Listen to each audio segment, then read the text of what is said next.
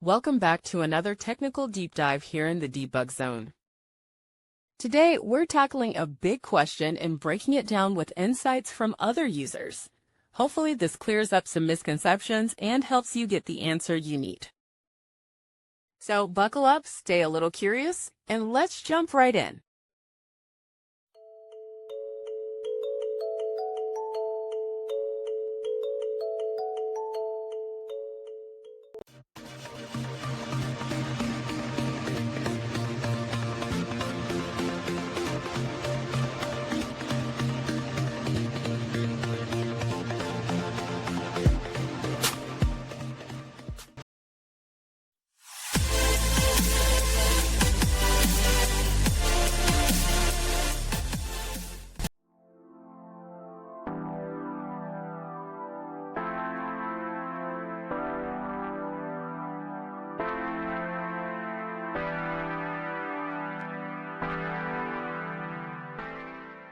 And that's a wrap.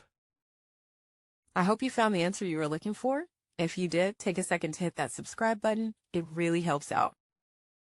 And let me know in the comments which solution worked best for you.